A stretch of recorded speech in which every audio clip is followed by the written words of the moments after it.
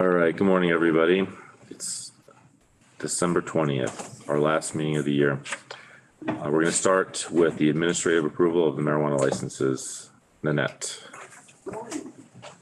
Quick and easy, Nomadic has applied to renew their retail marijuana cultivation license. All the departments are in agreement and we would recommend approval. All right, consider it done. Thank you. Public comment. If anybody's online who wants to make a public comment, please just raise your virtual hand. We'll elevate you to a panelist and hear what you have to say. I'm looking at the room and I see only staff, but you're also welcome to make a public comment if you wish. No one online.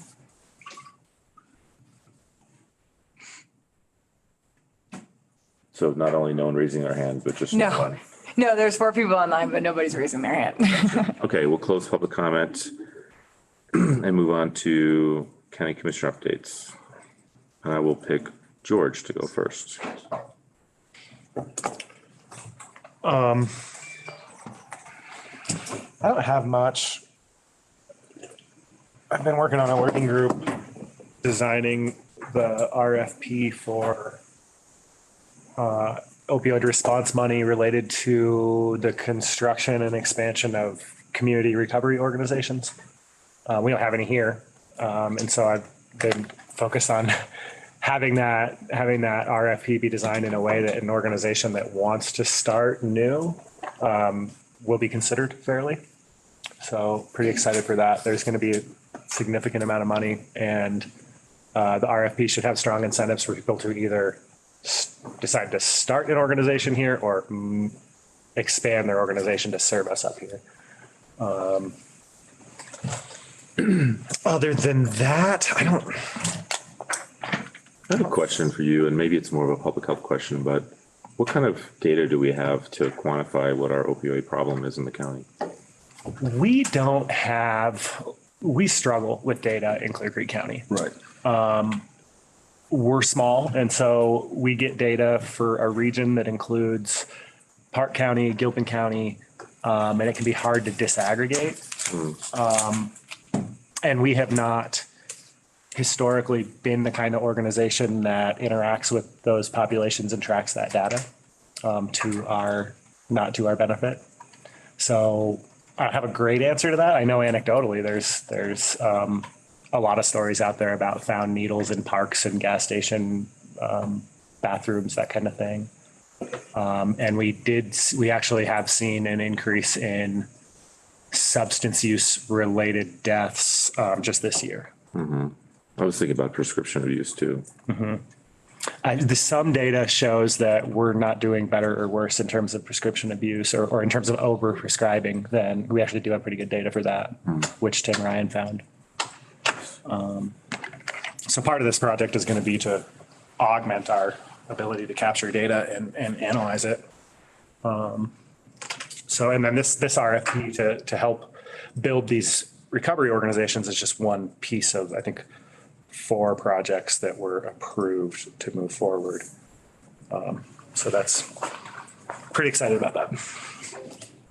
Cool. Anything else?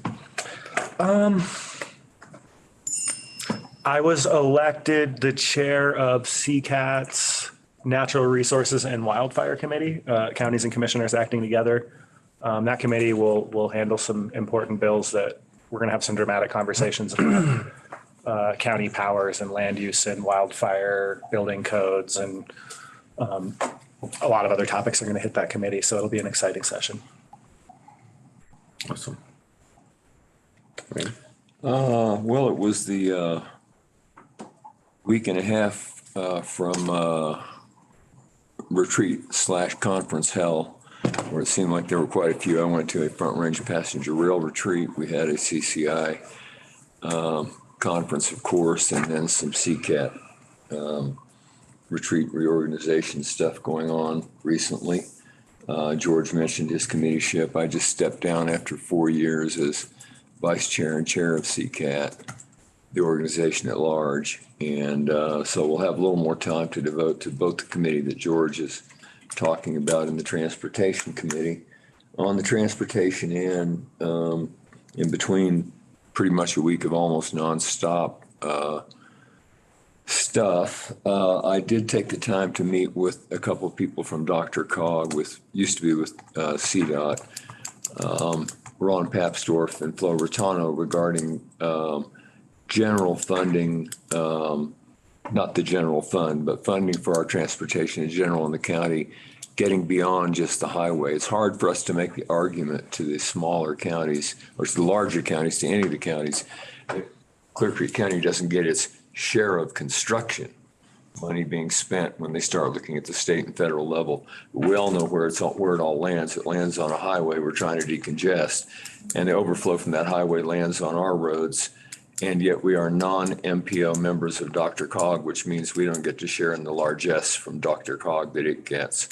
And so I kind of explained to them that our HUTF funding and our road and bridge mill levy really barely scratched the surface, that we put in a new a sales tax to help with that it does help. But beyond that, there ought to be other methods. And they mentioned some other state and federal opportunities down the road they might think about.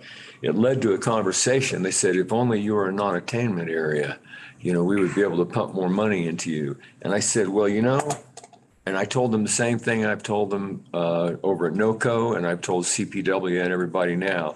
You've got data where you've got data. And where you don't have data, you don't have data. That's what that really means. When I go to CCAT, because another meeting I've been to recently, we looked at the codex mapping of sensitive ecological resources in the Arapahoe Roosevelt National Forest. And the darker the blue is, the more sensitive resources are on this map of all different kinds. There's a great big white area where Gilpin and Clear Creek are. So it appears that we don't have sensitive ecological resources here, but Boulder, Jeffco, and Larimer have them all over the place. So I started asking the CNHP, Colorado National Heritage Program, the folks that are providing a portion of that data and have been gathering it and do it professionally for some time. And I said, how many opportunities have you had to gather data in Clear Creek County? And they said, well, we go where we're asked and we go where the money funds the studies. I said, exactly. And then you look at CPW and the Forest Service and the data that they provide, and it's the same thing. So in talking to these folks about transportation, I said, you have the same thing here. We don't really have data. We've had non-regulatory grade monitors.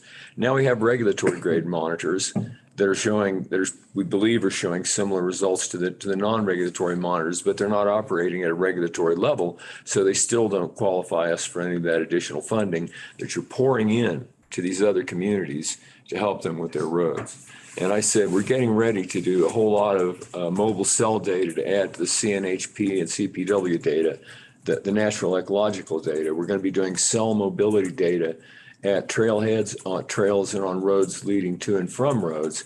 And we're going to have several places in Clear Creek County. A lot of Clear Creek County's most heavily visited places are going to be monitored now for cell mobility data moving in and out. I said, while we're at it, we should be looking at, since we're looking at the roads where people get to those trails, we should be looking at roads in general. I said, CDOT and FHWA should be looking at what happens to our roads as a result of the fact that we're fewer than 10,000 people wrapped around the highway that is serving the two most heavily visited national forests in the nation. And that has an incredible impact on our roads. And somewhere we've got to be given credit for that in that funding that comes out. And so they both promised that they would start looking into, they mentioned 2 or 3 types of funds, IIJA and some others that I don't even know what the acronym stands for, to try to start digging out, ways to pull more money into our local road structure system, since county roads technically are state highways. They're part of the state highway system. So anyway, I don't know where it's going to lead, but I just decided to blow up the bomb on that one and at both of those levels and see if we can't get a little better data. And I think that's all. I think that's enough words for today. Thanks, Randy. I just have one really quick update. I actually called Rich Shimino, who's a Grand County Commissioner, to ask him about their IT. It's funny, he told me he was broken down on the road, and Randy, you were actually driving over to rescue him on At the time that you I-70. talked to him, I was already on the way, down from my house. Yeah, his truck broke down, but he pointed me to their budget, and real quick, their budget is pretty modest. Looking at the 2020 and 2021 numbers, and they're about 540,000.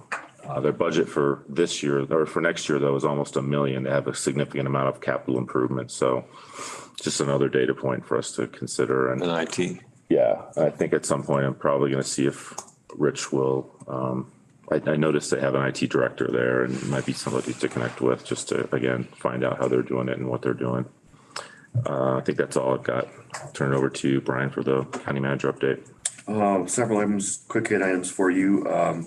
Amy and I participated in interviews with the city of Idaho Springs last week, the week prior, with respect to the IHOP grant, Innovative Housing Opportunities. I'm forgetting what the P stands for, but the housing related grant. We interviewed 3 different firms that had submitted on the RP. So it was really good. Had 3 great interviews. I don't think that the city has approved a contract yet, so I won't announce who it is, but you will have heard the name before. But we had 3 really good interviews with 3 different firms that I think all could have be successful at the work. So that was good. Participated in a meeting yesterday with our human services director, our EMS director, the sheriff, police chief in Idaho Springs, chief here in Georgetown, to start talking co-response. So we had a pretty good meeting there.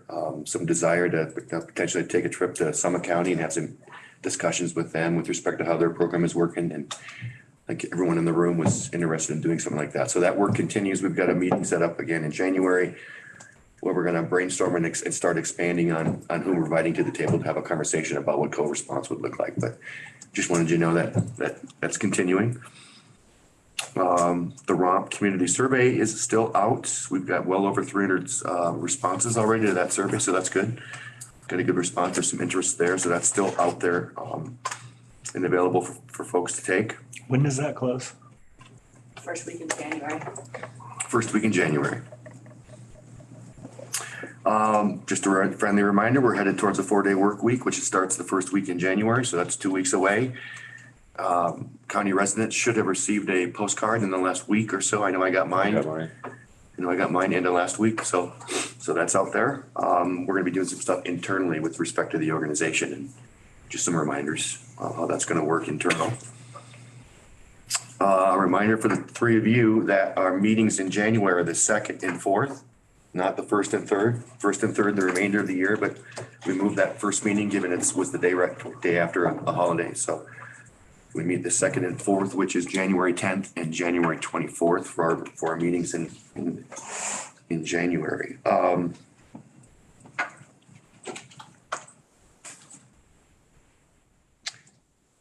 I am headed out of town on Thursday to Arizona for the holiday, and I'll be back on the 31st.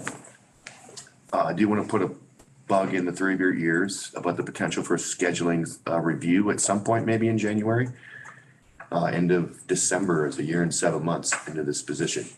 And we really haven't sat down and discussed how it's going. So I thought getting something on our calendars for us to have a conversation about a review and how things are working would be good. So just kind of I totally agree. get that thought. Definitely time for that 6-month review. And maybe you can support us a little bit in that process. Yeah, absolutely. And For both of us. yeah, I will stop there. I had one thing that came to mind when we were talking about Idaho Springs.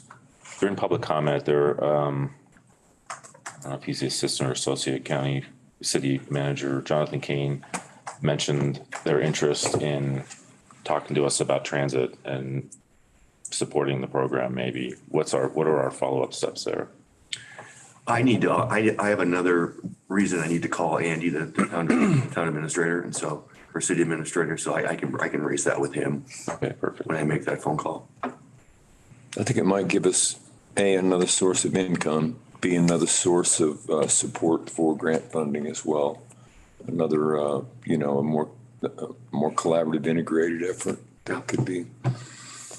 And as that kind of starts my brain flipping, I'm starting to think about a conversation I had with Shoshana Liu regarding when we were going to see and at what ratio. I told her I'd gotten a hint from a couple of her people that most of that 30 million that they're going to dump into expanding Mustang Pegasus beyond its current footprint, which would be a huge increase in what it's got, was going to be on the Mustang rather than the Pegasus side. And in any case, I talked to her about that, what that ratio would be and how much can go into smaller units too that can serve other places like ourselves a little more easily and more frequently.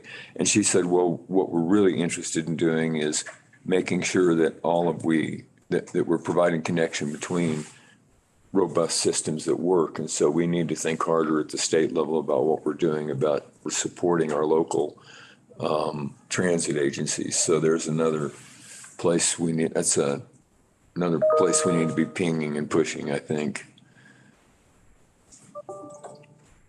Anything else? Randy? Nope. Okay, thanks. So let's take a quick break until 9 and we'll restart with the next action session around Saddleback.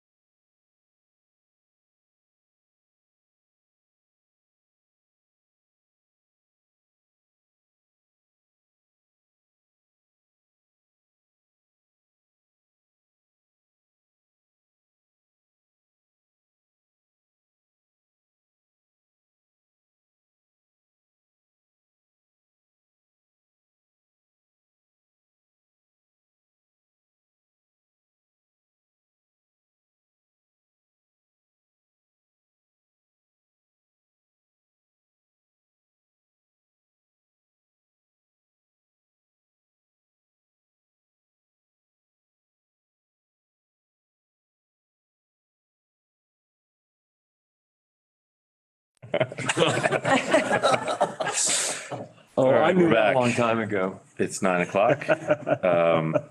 Take up resolution 22-72, resolution pertaining to request for Clear Creek County to perform maintenance operations on Saddle Ridge Drive and portions of Saddleback Drive in Clear Creek County. Stoy.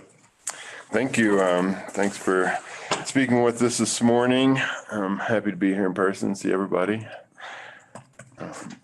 And yes, we are, wanted to ask you to consider a request from the Saddleback Metro District to take over maintenance of a couple of roads that, that lead from the county maintained road system up through a small existing neighborhood outside of the Metro District, and then serves the subdivision of Metro District itself.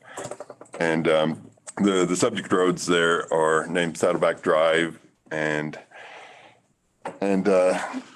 Saddle Ridge Drive, and they comprise about 1.75 miles of paved roads from the intersection of Saddleback Drive and Santa Fe Mountain Road up to the entryway to the Saddleback Mountain subdivision. And we received this request from the Saddleback Metropolitan District, who is at this time tasked with maintaining these subject roads. And they, it's my understanding that they've struggled with their funding sources to be able to provide the level of service that they and their residents would like to achieve for this road. Some background on the road there. The Saddleback Metropolitan District was formed approximately 25 years ago. And it's my understanding that was formed in part to take over the maintenance of the road system for this proposed Saddleback Mountain subdivision, as well as some other infrastructure maintenance services. And the Saddleback Mountain subdivision was subdivided approximately 22 years ago, and has about 84 developable single-family residential home sites.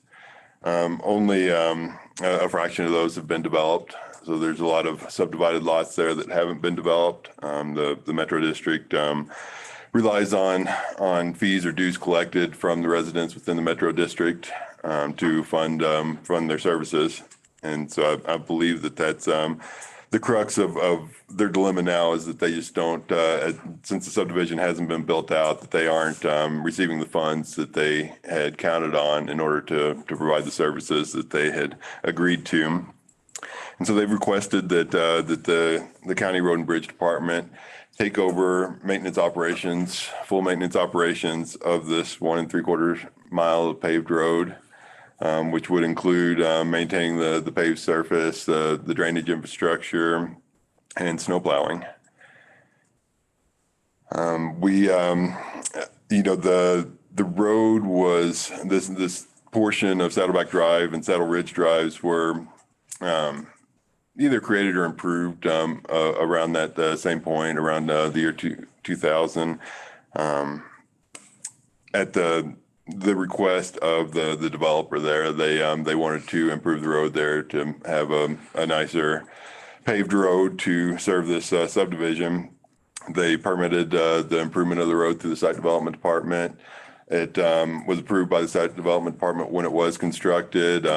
Seemed to substantially meet the road requirements, the county's typical road requirements at that time. And we went out and had a look at the condition of the road now. Again, it was paved 20 plus years ago. Has been decently maintained. They've performed typical pavement preservation maintenance operations on it, such as crack sealing and things of that nature. But the pavement surface is nearing the end of its serviceable lifespan. And it's my understanding that they're at the point now where the road needs to be remediated, whether it's a new pavement service or, if it continues to deteriorate, it'll get to the point where it needs to be reconstructed. Either one comes with a considerable cost, kind of a one-time cost to get that back into like new condition. And so that's one factor that we'd like you to consider. And then beyond, this kind of end of service life treatment that would need to be performed. It would also just, they're requesting just the annual maintenance for crack sealing, striping, maintaining the culverts and drainage ditches and snow plowing there. The condition of the road, for that type of road is really in fairly good condition compared to the rest of the roads around the county, the paved roads around the county. It's on the order of 20 to 22 foot wide. It does have a center line yellow stripe and limited drainage infrastructure. Because there was several, this was a road that existed prior to the subdivision that went through a neighborhood below them where there was not a whole lot of dedicated area for drainage infrastructure. So that has prevented, when they construct the road, it's my assumption that it prevented them from putting a lot of the typical cross culverts in. And so the drainage is forced to run down the edge of the road for a longer distance than a typical design would be. There's a few minor drainage concerns that crop up there. There's a trailhead on this section of road that's got a fairly long culvert associated with it for a little driveway connection that serves this 2 or 3 lot little trailhead parking area that becomes clogged occasionally, and drainage will overtop the road. And has eroded away portions of the drainage ditch, and then it crosses the road at a point and has caused some embankment failure or erosion there that has caused some fairly significant erosion channels and deterioration of the foundations for a guardrail in that section. That's some minor things, fairly minor things that would need to be addressed in order to make sure that guardrail is functioning correctly and that we don't see continued erosion problems. There is, at the time I went up and did my inspection on it, they recently performed some maintenance work. There were several areas where they had saw cut out portions of what I assume was distressed pavement areas, potholes and that sort of thing, and had patched them with a hot mix asphalt pavement. And other areas, they'd kind of filled some minor potholings with looked like some recycled asphalt pavement. And then they had done some shouldering and edge treatment with some recycled asphalt pavement to build that back up and kind of got it back into a more serviceable condition.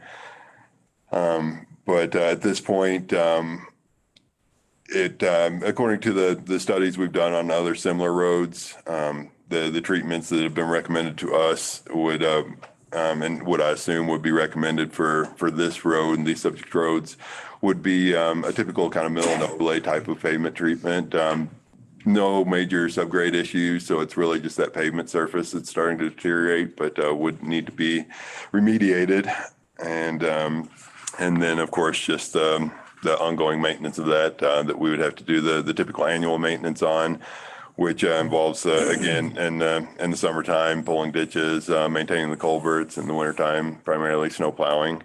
And then we would have this fairly significant one-time pavement remediation at this point, and then looking at those continuing, depending on what that would be, another 10, 20 years down the road, we would be signing up for that again. I think that's the crux of their request at this point. I know that they'd expressed some interest in addressing the board themselves. I don't see anybody I was going to ask if we had any on the panel there that is one of the board members there. So I'm not sure if any of them are going to be able to come in and speak on behalf of the Metro District.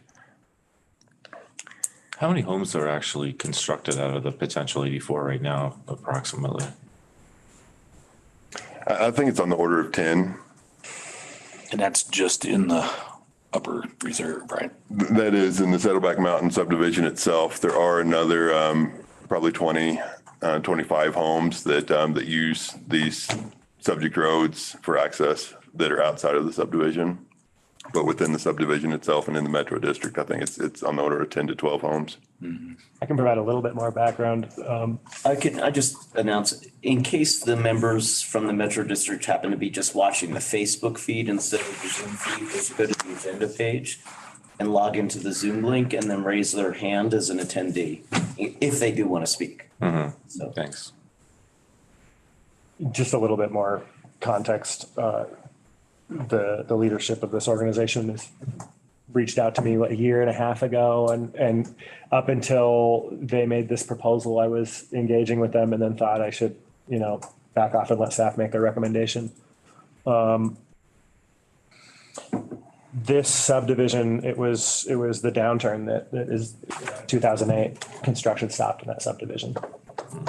And so this is just one of these legacies. It was a plan for 80 homes that never got built. I had hoped a year ago that the housing market would improve to such that we'd start to see some construction up there. I don't know what the interest rate regime is going to do to that, but the homeowners up there largely did not understand their obligations to this road, especially this big repair project, which is, 10 homes to bear 1.5 miles is a lot of cash. So they're making this request because they're really in a bind. They all basically found out that in addition to plowing, they have to figure out how to repave this road. And just like all of us would, they're turning over every rock and asking for help where they can. So I'm pretty interested in trying to understand ways that we can support them. And I don't mean to comment. I am in support of the staff recommendation, but just wanted to provide that context. Mr. Chair, I don't think I actually heard, we are recommending denial of the request. I am, yes. To clarify on that, staff is recommending that we deny the request to accept this for maintenance. It was not something contemplated as part of our analysis when we went to the voters, right, of taking on a project like this. Right, and there are other places that are Right, this would be a waiting in slip. line that aren't even on the line that Yeah. are part of this system, so. Yeah, that's, Yeah, not even just the project, but a long-term Right. maintenance for this moving into the future. it's a massive lift for a fairly small number of homeowners. It is. I mean, I think as George explained, when that collapse happened, everything changed ownership over the next several years. And the organization and the funding that they had designed to help pay for this kind of stuff, even though it was written up in their original plat and whatnot, it kind of fell apart. Yeah. So they have not been collecting funds over the last 20 years. So by coming in and taking this over, we're basically picking up the slack for 20 years of maintenance on that road that never occurred. So they use a contractor to do the plowing and whatnot? They do. Yeah, they have a company, at least the years that I've been here, a company out of Evergreen that comes over and hits that upper portion of Floyd Hill. Gotcha. Sorry, Randy, go ahead.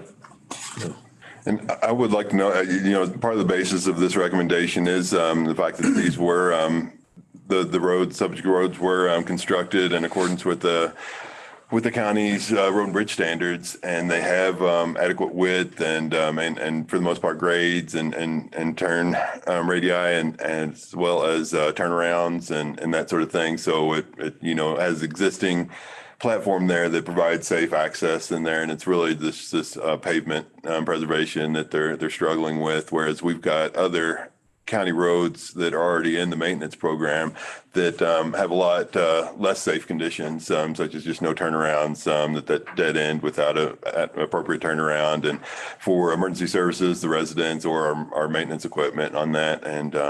And we really need to improve some of those roads to create some of these turnarounds and make those a little safer and serviceable. And these subject roads are, as I said, in relatively good condition, certainly compared to other county maintained roads. I want to ask a little bit more about the drainage issues. I know we just did a big drainage study for the whole area. And I know we probably all got 2 summers ago a fair amount of comment from the public. There was a big storm in Floyd Hill and our drainage system, so we don't know. We don't know if that was a 5-year storm. The drainage system is supposed to stand up to a 5-year storm, right? And it didn't stand up to that storm. That's the same one where the mudslide buried 2 brothers for a while. Yep. Yeah, it was overwhelmed. For sure. Yeah. So I think what you were saying were those observations from the study that there was a lower subdivision that was built after this road was designed.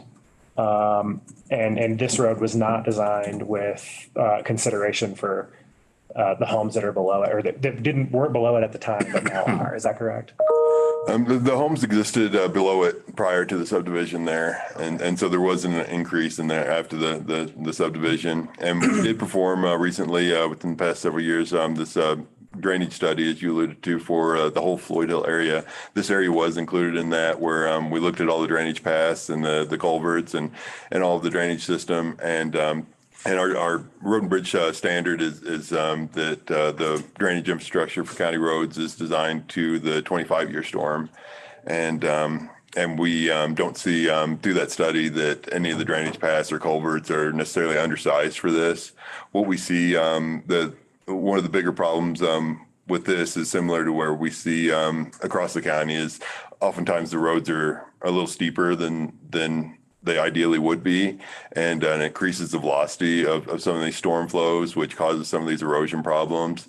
And so typical corrections for that, is slowing those velocities in the ditch lines, whether it's just with check dams or that sort of thing, to kind of slow the velocity of that water and decrease that erosion potential. But there was no glaring deficiencies in that drainage system. Where we're seeing the culvert that gets clogged and water overtopping that. I don't know if it's necessarily the size of the culvert, but it's likely more the way it's installed, the slope that it's at, and some of the conditions surrounded that, where it does get those higher velocity flows above it that carry some sediment and other debris down in, and will sometimes clog the culvert and reduce the capacity of that. And so the culvert, I think, is sized appropriately, but just due to some of the conditions surrounding it, it'll get clogged periodically, and just a lack of maintenance. If that's not cleaned periodically enough, then it'll just get filled with sediment and then start causing some problems there. But there's no glaring drainage issues. I mean, there's certainly some areas that could function a little bit better, but no big issues with it. Okay, so there's not a need to improve drainage on this road for the homes below. No, if we were to accept it into our maintenance program and do an improvement along the road, we may look at this one culvert and some of the conditions surrounding it and some things around that, but no big improvements that would be recommended for it. The reason I'm just curious because I'm trying to think about what the private obligations are and what the public obligations are, and I'm willing to hear an argument that there's a public obligation for us to ensure adequate drainage for those homes that are on our system below. And I also, I know that the leadership of the district has pointed out that culvert is most close to county owned land. I think it's some open space land. And does that incur any obligation? I know at the SMD, we're not a private property owner, so we don't pay taxes into that district. But I know those are the arguments that have been brought to me, that I wanted to just sort of put on the record here that I'm interested in hearing a response to, or maybe we have some sort of small justifications for us to do a little bit. And that particular culvert would be considered really a driveway culvert for a trailhead. And those driveway type culverts are considered kind of outside of the maintenance realm, typical maintenance realm of the road and bridge department. And so it's really whomever is maintaining that trailhead and that driveway would really bear the responsibility of maintaining that particular culvert. So it might be the open space fund or something that has that. Okay.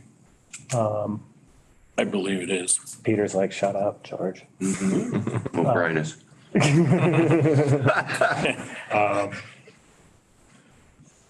Okay. Thank you for helping me wrap my head around that. Those are sort of two little edge cases where I think we might have some obligation. No, and that's an interesting point. And I think that is completely valid, that particular culvert may fall outside of what we would maintain as road and bridge department and what the Metro District would maintain through their responsibilities. Okay. I guess I'd like to ask for an opportunity for us to have a conversation as staff to determine what might make sense there. Yeah, no, I'm not trying to like arrive at conclusions or issue direction, just raising some issues. The only other thing that I'm curious to raise is separating snow plowing from road maintenance. Because snow plowing is sort of more complicated to perform because we have to staff it ourselves. I'd love for us to explore whether there's potential for us in both of those cases to be a contractor for these services. If SMD needs some road repair work, is there a chance that we can design and project manage those projects at some cost savings to them in a way that's neutral to us? If so, I'd be interested in that. And in general, just sort of working on that more general concept of where can we fill in on a contract basis in some of these areas where we're not providing service, but we've been asked to. And we have worked with this particular metro district on some of that, not snow plowing, but for others, kind of typical maintenance procedures. This year and in years past, we have included these subject roads in the county's annual striping program, as well as the pavement crack sealing program. And so we were able to have the contractor that we hired to do the striping and the crack sealing go up and perform those services on these subject roads and then pass through the cost to the metro district there. And we did in the discussions with the metro district there, they were quoted through, I think, the same or similar companies, a fairly higher cost to do that, just for them to hire a contractor to come out and do their roads than the kind of per unit cost that the county was paying for our program overall. And so we did coordinate and provide those services and just pass through the costs associated with that from the contractor. There is some administrative costs at the Road and Bridge Department that we didn't pass through or charge them for in those cases. I know admin dollars are tight, so I wouldn't begrudge you for passing those on. I mean, if we can do it cheaper, it should be inclusive of all of our costs. So those are my only comments.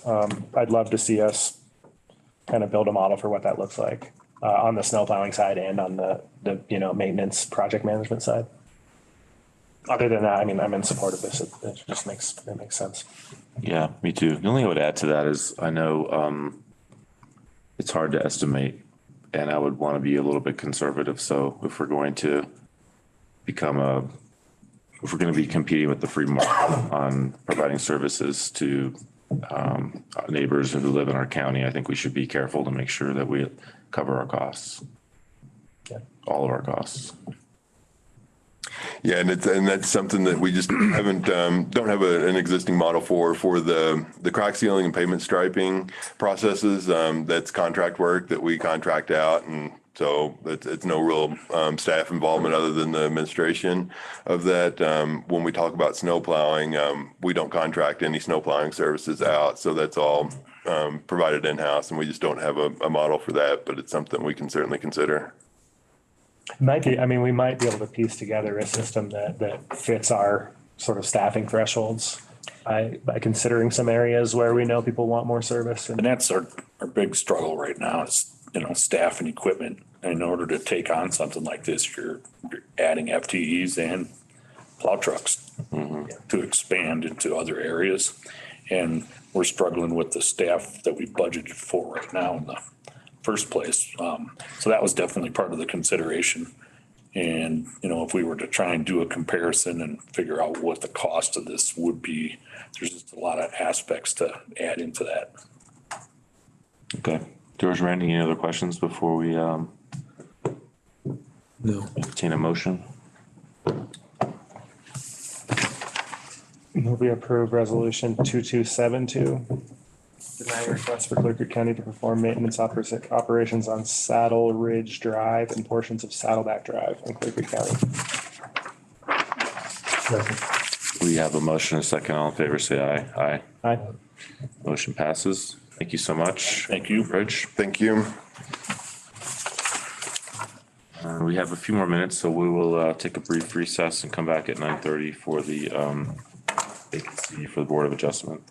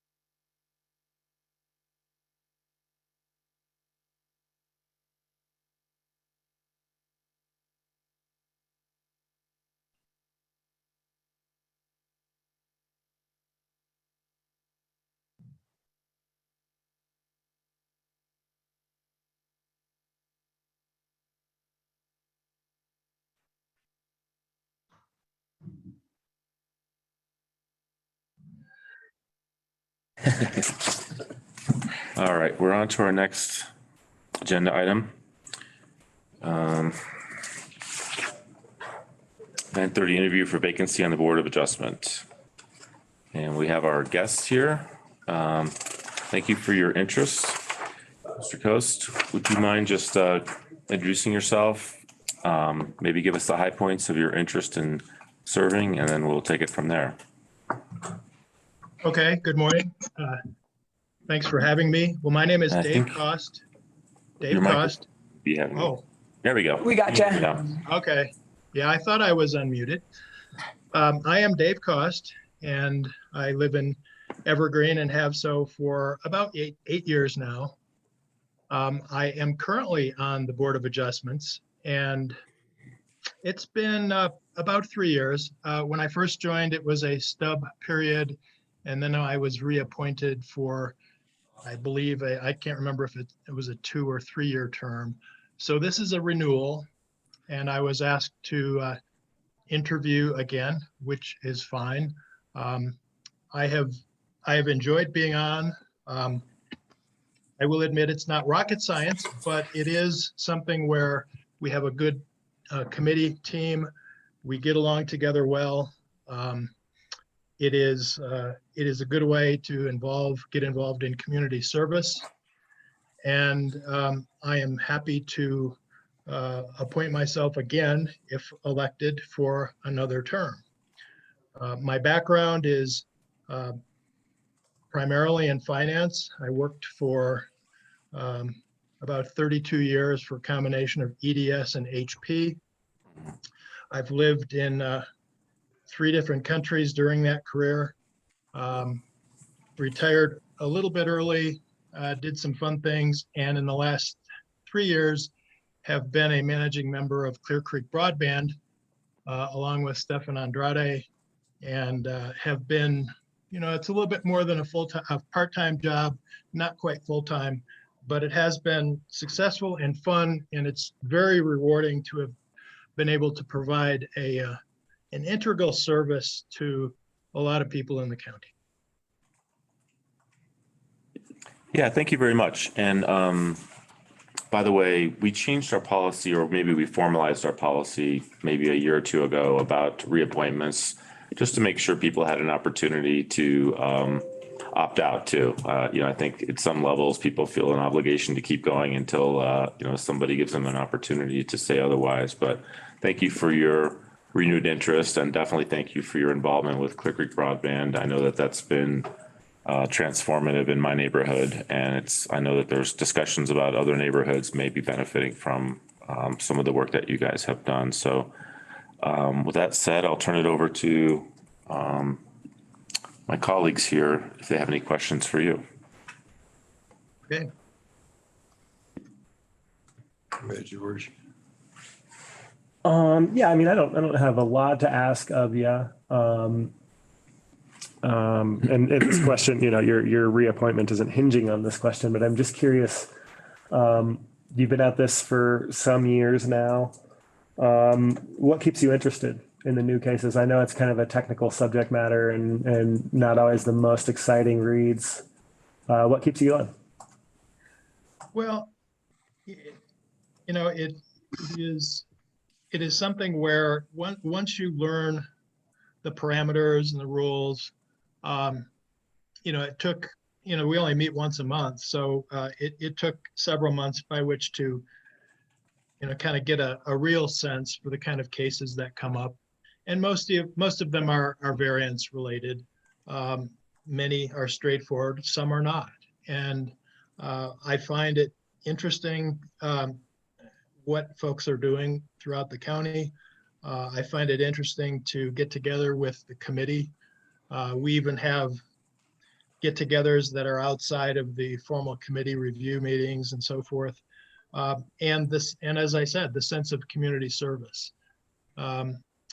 Fred has been excellent to work with. He also has, probably 2 feet in the planning committee as well, but he's our representative staff point of contact for the Board of Adjustments, and he's been exceptional. And so, for me, it's a way to continue what I feel is doing something that is not only interesting for me, but it's helpful for the county. You mentioned, you said, of course, it's not a full-time job, but it does, I got the idea that it takes more than one would think at first glance. And I guess I'm reminded of when I ran for city council a little over 30 years ago, and I said, well, how much time does it take? And they said, don't worry, it's only one meeting a month. And it turned out it was a few more than that in terms of meetings in that case. And it also turned out to be a lot of work to prepare and make sure that you're informed. How much time do you feel that you put in monthly, weekly, however you would describe it? Well, Randy, it's the part-time reference was more towards Clear Creek Broadband, kind of somewhere between part-time and full-time. As far as the Board of Adjustments Committee. Oh, that's okay. As far as the Board of Adjustments Committee, we get our package sent to us about, 3 to 5 days in advance. And my preparation is usually, I would say, a couple of hours to familiarize myself with what's coming before the board. I will highlight salient points, and I will put questions in the margins of the package. And then we'll have our meeting, which is typically an hour and a half to 2 hours. If it's a busy month, then it can go longer than that. I think we've only had 1 or 2 months where there hasn't been anything at all that has come in front of the board. So it's minimal, frankly. It's a couple hours prep and it's a couple hours for the meeting.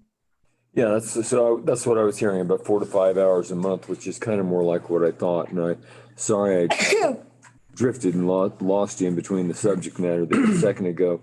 And the reason is I'd like for other people to have an understanding of what these commissions are, what it takes to get to become, what it means when you join a Board of Adjustments or planning commission or something like that. And I guess my other question is, at some point, have you given thought or wanted to shake it up and do a different board, or are you satisfied where you are, you feel, or?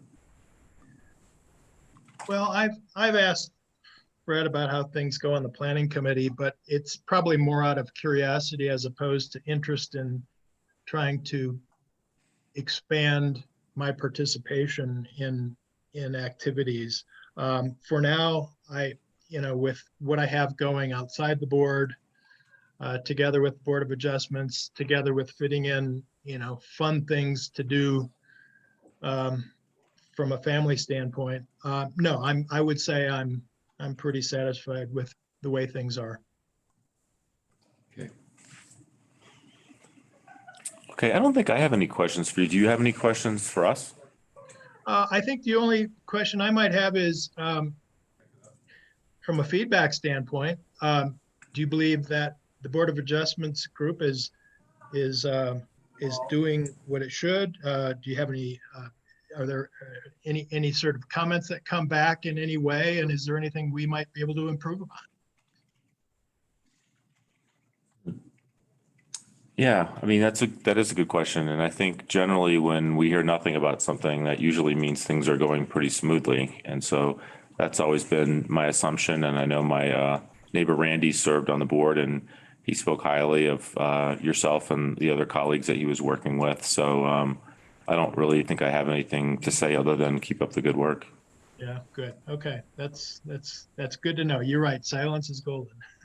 That's what I was thinking. A lot of things cross our plates, our desks, however we choose to describe it. And it's, I hear neither complaints. I don't have problems brought to me by staff, anything to do with Board of Adjustments, nor do I hear complaints from constituents. So I think it's no news is good news. Yeah. Okay, good. Yeah, we have great staff support too. The thing that I might add to that, agreeing with Sean and Randy, I think it's probably on this board, and maybe conversations probably happen all the time, and staff take some notes about observations that are made and puts them in a parking lot. And the next time we do a policy review, it's just included. But I have yet to hear, hey, in this Board of Adjustment meeting, there was this thing that came up and it highlights a problem with your code. And so I'm not trying to put this on you, Dave, but very interested in hearing any observations that are sitting in a parking lot somewhere or that come up in the future. You guys implement our code in a way that should yield valuable observations about how it can be better. So I just want to make sure you know that is always, it's an ask and an opportunity for you to take another step and start to influence how our code is written. Mm-hmm. Yeah, well, that's a good point. One of the things I've thought about over the last couple of years is how, there's generally speaking a 30-foot setback requirement, but there are many lots in the county that are pretty small. And a 30-foot setback on a small lot is a lot different than if somebody has 5 or 10 acres. Maybe the one size fits all is something that at some point could be reevaluated and in a different setback requirement for smaller lots or something. That would only really serve to probably reduce the number of cases that come before the board, but we're not inundated anyway. And it has run smoothly. In the last few months, we have had one case where we hear the person has filed a protest through to the district court because they are objecting to a decision that was made. I don't know if it's going to actually get any legs and go further and be heard and so forth, because we're encouraging him to come back to the board to finish the decision making as opposed to just jump right into a court decision. But mostly 99% of the time, it's very smooth. Okay. Well, again, thanks for your interest. And in terms of the process, we will get together the BOCC at some point in the next 3 or 4 weeks and communicate our decision back to you through staff. And I feel pretty optimistic about how we're going to feel about that. But anyway, that's how we operate. And again, thanks so much for your contributions and thanks for your interest in continuing. All right. Well, thank you guys. Appreciate it. Have a good holiday season. Yeah, same You to you. too. Ready. Bye. Okay. There is a bunch of stuff at 10 o'clock. Is there any of them that we can just sort of power through right now? Liquor license, you could go to the consent agenda if you want. I mean, We can go to the consent agenda. All right. Well, I'll be reading my last consent agenda as board chair. stuff on here is internal. Is there anything on the consent agenda that we need to discuss or that needs to be postponed? I looked through it and I didn't see anything. I want to discuss number 3. Number which one? Number 3. No intention to postpone. Just want to discuss it a little bit. Okay. Why don't we do that first? Okay. So Carol Ann, that has your name on it. Consideration approval for the 2023 county sick leave policy change. Let's come up Will with you come join us? There.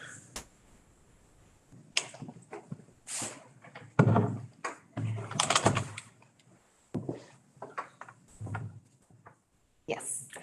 Okay. What's your interest? You want to give them just a brief overview of what it is they're being asked in that item itself? Okay, so the sick leave policy in the past has allotted 48 hours for staff, but they combined the public health emergency leave to give staff a total of 80 hours.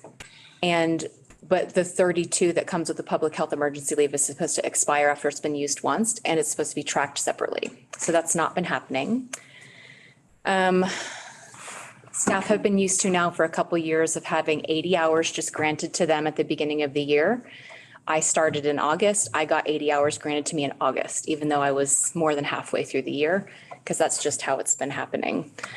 So this policy really strikes at differentiating between the public health emergency leave, which is required to be tracked separately, and it's required to be, once it's used once, it's gone.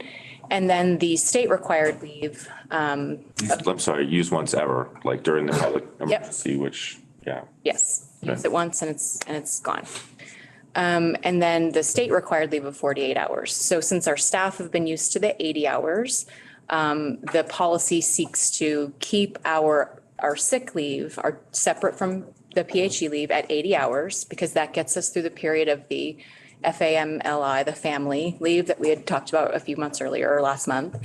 And it's accrual based now rather than just granted to every employee as soon as they start. They start accruing it as soon as they start, but they cap at 80. And then tracking the PHE leave separate. So the point I think that George wants to talk about is the definition of family member for the use of sick leave. So what we did was we went back to our current policy manual for our bereavement leave, which defines family, and we just matched that, which is a little bit more strict. And the FAMLI definition of family is a lot more broad. So I don't want to speak for you, but Yeah, thank you. yeah, go ahead. I mean, you got it right. Our current policy looks a lot like they always have, relying on genetic relationships to define family. In family, the Family Act, which I think we had decided not to do family because we thought our program was as good or better than family. This is one area where it's not.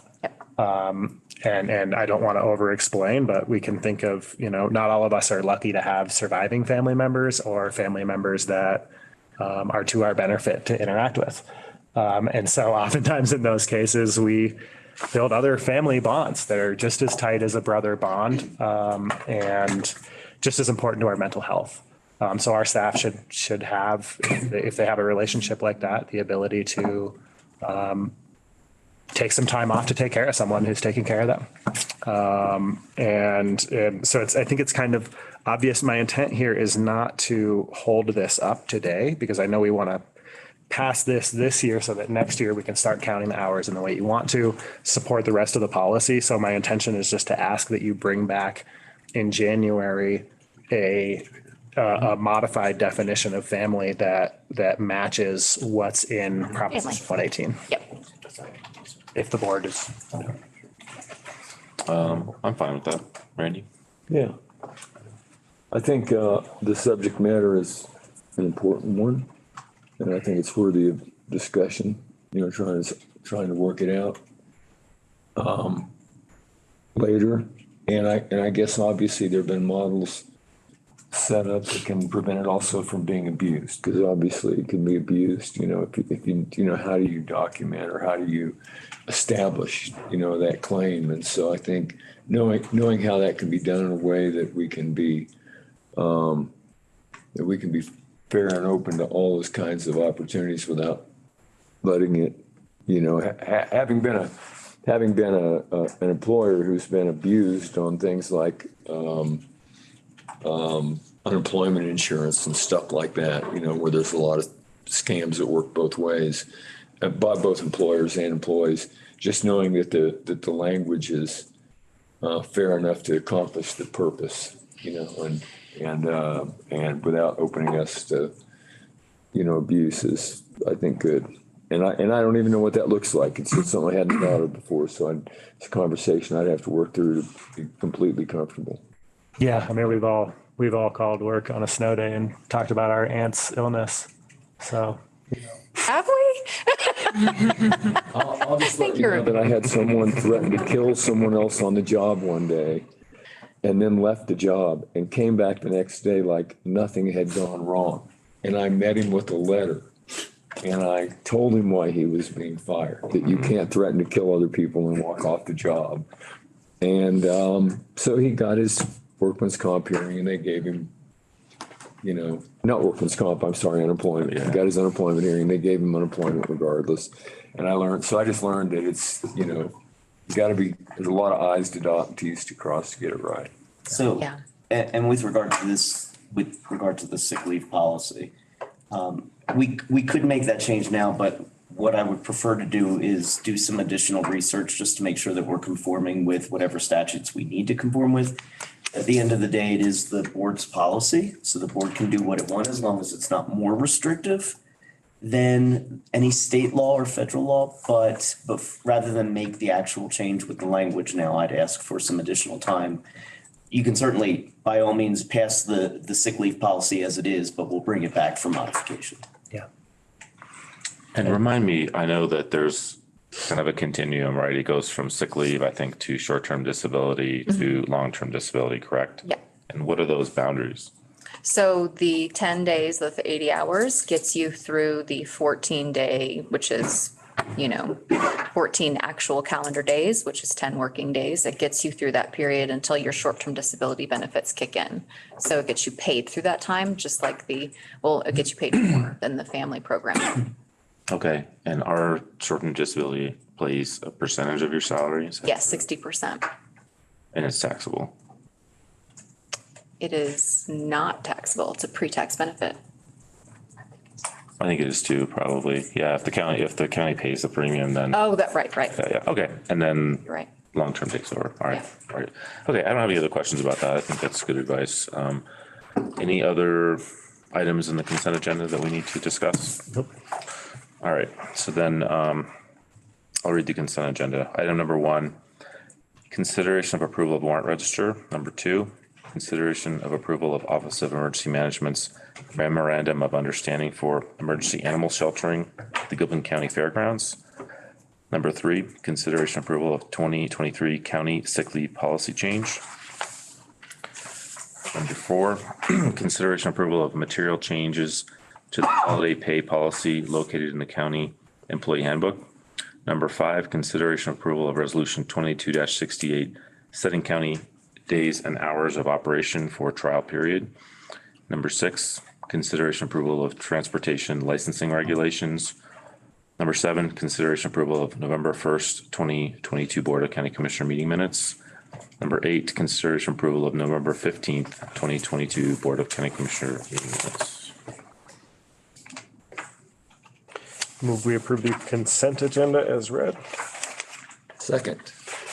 Motion and a second. All in favor, say aye. Aye. Aye. Aye. Motion passes unanimously. Can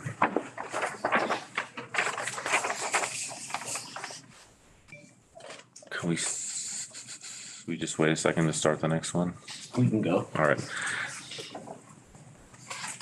If you want to start the administrative one with Ski Echo, we'll just take care of that. Why am I not seeing that one? Oh, I have to. Second. Yeah. I got you. Okay, so we'll now sit as the local liquor licensing authority. Take up item number 1, consideration approval of optional premises liquor license for Ski Echo LLC DBA Brothers Grill. Good morning again. Ski Echo, they applied for their renewal for their optional premise license. All the departments have approved the renewal, and we would recommend approval of the renewal. Okay. Megan, is there anybody from Ski Echo on them? Okay. Do you know their name? Fred Klaus would be the one that would appear, I'm not seeing a Fred. but because There's it's, nobody. because it was administrative. Okay, yeah, that's fair. I just want to give them an opportunity to say something if they were Or joining the any other meeting to do public so. comment by anyone else. Yeah, I'm not seeing any hand raises or anything. Okay. Staff recommends it, then consider it approved. Okay, thank you. Thanks. And then the second liquor licensing authority issue was continued consideration of approval of optional premises liquor license for Lawson Adventure Park. Right. I do know that Greg Books is here, so if we could bring him over and then he can let us know if there's anybody else. Okay, perfect. And just to recap, the board said the board has knowledge. So last time, about a month ago, this came forward to discuss the liquor license. Typically, this would be administrative, but there were some concerns about some outstanding issues, code violations that might relate or affect the liquor license. The one that we were most concerned about was the completion of the permitting process for the pump house. The pump house feeds to various structures at Lawson Adventure Park, including structures that do indeed serve and sell liquor. So that we have worked very diligently with Lawson, and we did finally receive engineering plans relating to the pump house. So Wes Fortick, who is our building official, has given it the green light in terms of moving forward with the permitting process. There are some additional steps, but they're steps that now come into play. So it's not an issue of noncompliance at this point. So staff is recommending that the liquor license be approved. There are some other outstanding code issues, but they are not related to the liquor license, and the board would not have legal authority to deny the liquor license based on that. Okay, thanks. Anything to add? Nothing to add. Peter summed it up quite well. Oh, perfect. Mr. Brooks, thank you for joining us. I'll turn the floor over to you. Nothing to add. Okay, perfect. If this is an administrative approval, then consider it approved. Excellent. Okay, thank you, Mr. Brooks. If I may just comment briefly on this before we move to the next item. Sure. Knowing that there's a process underway and that there are outstanding violations, I just want to ask that this board be kept abreast in pretty real time about the performance of this particular business as it relates to complying with our laws. Okay, thanks, George. Perfect. So we'll move on to the next agenda item. We will now sit as the Emergency Services General Improvement District and consider the consent agenda. Anything we need to discuss before I read it, Peter? There is not. We do have one other item. Where is it? The tourism. Okay, no, it's after, sorry. It's after the ESC, so we're good. Okay. Well, what we're talking about here is, well, I'll just read it. Number one, consideration and approval of the 2022 amended and restated. Is it 2022 or 2020? Yeah, technically it's 2022. It's December 31st. Yeah. Yeah. Consideration and approval of the 2022 amended and restated Clear Creek Fire Authority intergovernmental agreement. And number two is consideration of approval of resolution 22-03, resolution to classify assessed valuation. And before we vote on this, I just wanted to extend my gratitude and thanks to all of our partners here in the county. This was a process that we have contemplated and discussed for like 2 years now. It's something I believe we had entertained or gone through every 10 years. And I think there was a great spirit of partnership, and it was a fairly efficient process to get through this. And I just appreciate everybody's cooperation, and I'm excited that we reached the goal a full 11 days before our deadline. Yes. Excellent. Thank you. I'm not sure if Maria needs to speak at all regarding the resolution to clarify assessed valuation. It's pretty straightforward, but I just wanted the board to understand that was the two different items on the agenda. I do know, just to update you on the fire authority, the town of Georgetown did approve it, and we have their response. I believe that the city of Idaho Springs has approved it by now, but I don't have a copy of theirs. Still waiting on Empire and Silver Plume, but I'm sure we will get that. And I think we had verbal approvals from everyone except for Silver Plume, who I don't believe attended the last meeting that we held, right? That's correct, but there's a member of the fire authority board that's assigned or appointed by Silver Plume that is in the loop on that. George may be able to add some information if need be. Yeah, I mean, we don't anticipate any surprises in terms of Silver Plume having a concern at the last second. They were, they weren't able to attend that meeting, but I had a conversation with that rep before and after that meeting to make sure. So, and they've been included in all the emails. So I think. And this process does require consensus, which is why that's important, right? Yes. And typically I would not bring something to the board without all the other municipalities having signed in. It's just the nature of the timing. Yeah. Yeah. Okay. George, Randy, anything to add? Nope. And just some gratitude, appreciate all of our partners in working with us, hearing us out. We had some things that we wanted to ask for. Some of them were granted, some of them were not. Just appreciate that they listened. And really do appreciate, I know this process didn't feel efficient or smooth for the staff of the fire authority who, obviously that's a nerve-wracking conversation when you're staffed by the organization.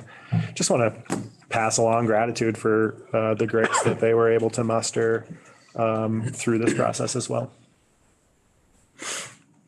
Thanks, George. So I'll entertain a motion.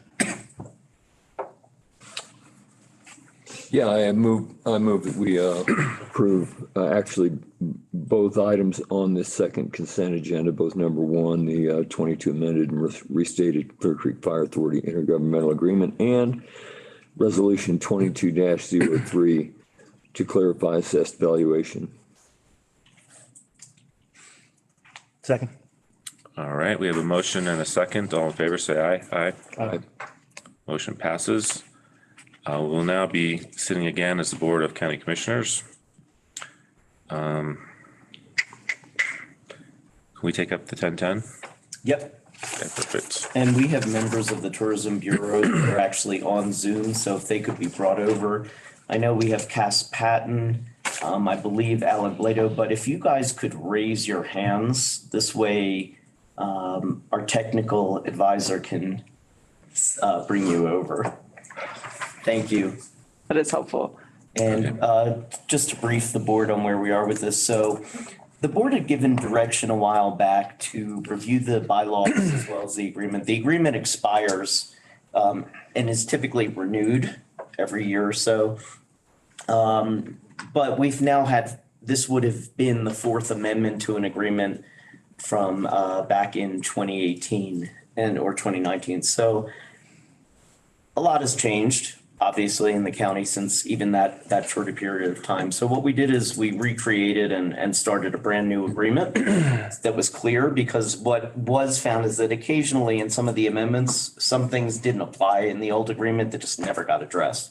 So it was just updated in that regard. And then the bylaws actually were, originally it was just going to clean up some Scrivener's errors in the last set. But what we did is we did make two substantive changes, which were really needed just to clarify the boards of county commissioners' role, the board of directors for the Tourism Bureau's role, the responsibilities, and then we cleaned up some other things. And I want to thank Cass Patton for her review specifically of the bylaws and the agreement, and then passing it on to her board for consideration.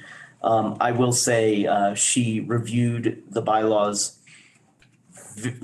in detail, which I can't always say is always the case from everybody. So it's really, really nice to be able to review that and respond. And any of the comments that were made were certainly reasonable, and they, I think, assisted in making a better document. So just wanted to pass that along to the board. Good thing. Mm-hmm. Okay, I'm just looking here to make sure I can read it.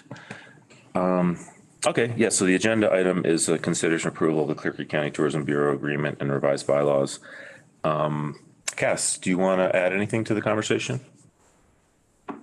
No, I think I'll just throw it back at Peter and say thank you so much for taking so much time and including our new mission statement also as part of our purpose, and just making sure that everything is thoughtful and accurate. And I really appreciate working with you, Peter, and thank you to all of you also and your consideration of this agreement and keeping this a positive momentum moving forward. So thank you.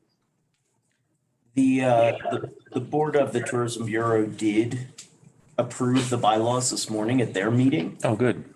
We have a hard document. I was hoping John might be here, but what we'll do is we'll get that to him because we need to have that notarized for him. John Sellers, as the president of the Bureau, will need to sign on behalf of the Bureau. And just to clarify, Peter, John is here. John and Nicole both are here. I Are meant they in able to? person. Oh, okay. I'm sorry. Oh, but you're saying that, do you have a notary there that can sign?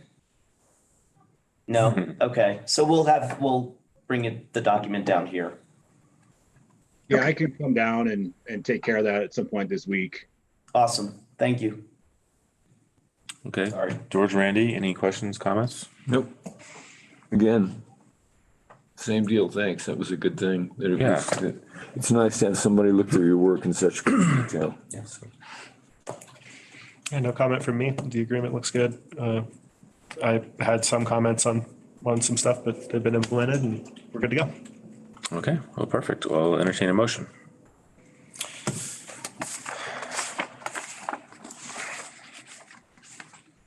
Move we approve the Clear Creek County Tourism Bureau agreement and revised bylaws. Second. We have a motion and a second. All in favor, say aye. Aye. Motion passes unanimously. Thank you so much, Tourism Bureau. Look forward to working with you guys in 2023. Thank you And- so much. Yeah, it looks like we have a little Thank break you. here, and we'll take a recess and come back at 11:30. I'm sorry, 10:30.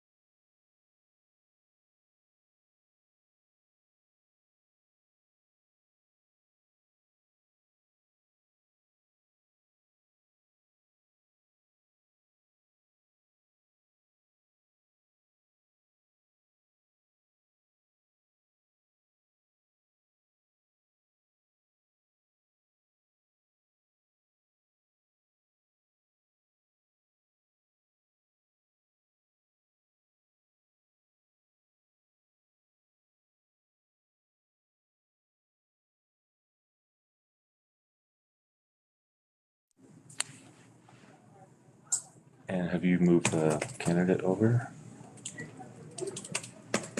What's their name? Who's this? Vogel. What's her last name? Yeah.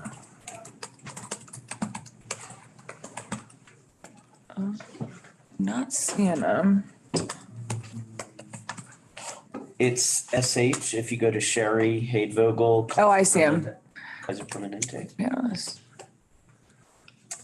And I'm not sure if I pronounced her name correctly though. She is moved over.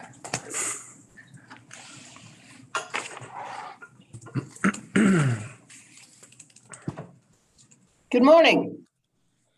Hey, welcome.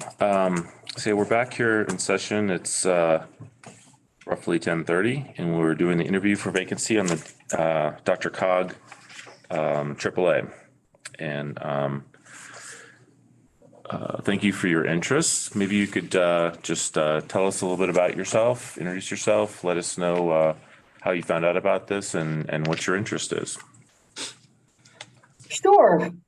So my name is Sherry Vogel. I have worked in the healthcare industry for the last over 20 years, first in direct patient care. And most recently, I am now with Kaiser Permanente in a Medicare community liaison role.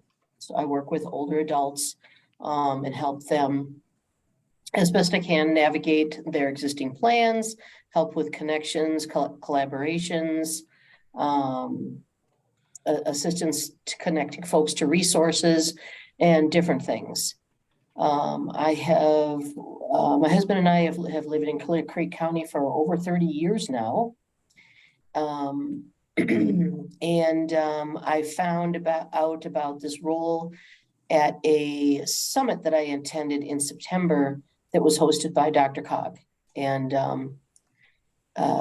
Jayla Sanchez Warren kind of put out a call to arms for people that were living in Clear Creek County, and I answered the call. Okay, thanks. George, Randy?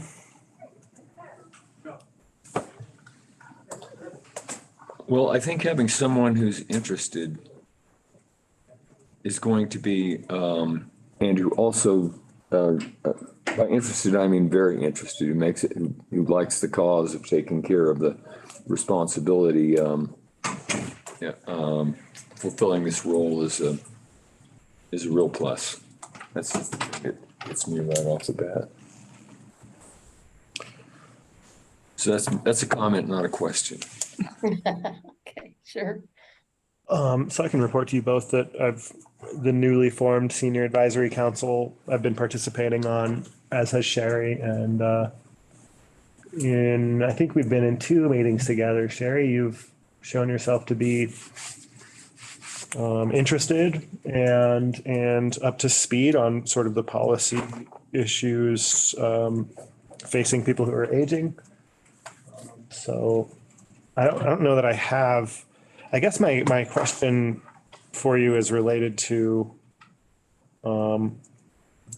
what you do outside of this work. What's your day job? Well, again, I work for Kaiser Permanente, and I've been with Kaiser for a little bit over a year now. I'm in a newly created role with Kaiser. As it happens, most people apparently have a frame of reference about Kaiser as being an insurance through their employer versus Kaiser Medicare. So my role, part of my role is helping increase awareness about Kaiser Medicare plans, Kaiser as relates to them in the Medicare space. And I do this through different things. I establish and maintain relationships with community partner organizations and individuals to help optimize collaboration, communication, and connections to assist in efforts to support older adults to thrive as they age. I also identify, create, and execute specific activities, events, meetings, and presentations to address needs of older adult populations. And I participate in special projects networking, open enrollment events, health and resource fairs to increase awareness and engagement in Kaiser Permanente's 5-star Medicare plans. So I am kind of our boots on the ground person.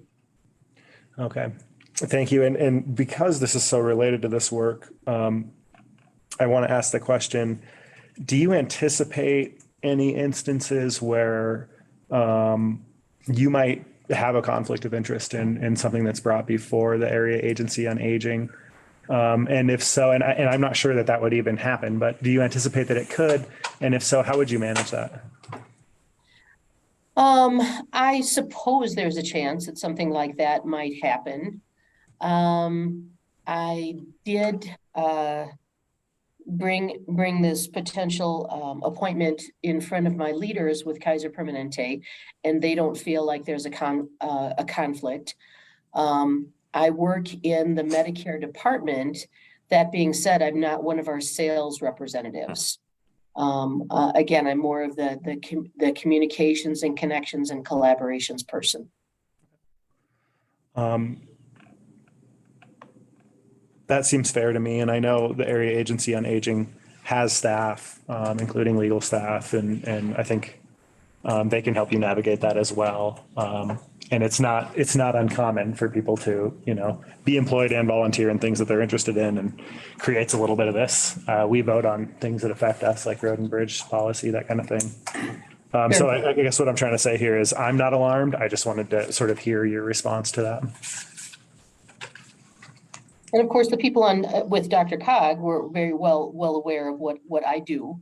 And I have known some of these people involved for many years, and they have not expressed any concerns. Yeah, any concern I had is satisfied. Yep. So I think I only have one question. What is your understanding of the time commitment? I received that information from Sharon. Her last name escapes me now. The information about the time commitment and the qualifications and expectations. And again, I forwarded that on to Sharon Day. I forwarded that on to my leaders, and we're in agreement that it seems as though the requirements are something that I can most certainly fulfill. Okay, perfect. And what are your thoughts about, so you would be there obviously representing the county. What are your thoughts about the most effective way for you to engage the BOCC and get our input when needed, and kind of keep us informed of anything that is relevant going on that you think you would need to? Oh, gosh, that is something that my expectation would be I would be learning from you all. I don't know from the outset what's the most effective way to communicate and connect, and hopefully the people will shepherd me through that.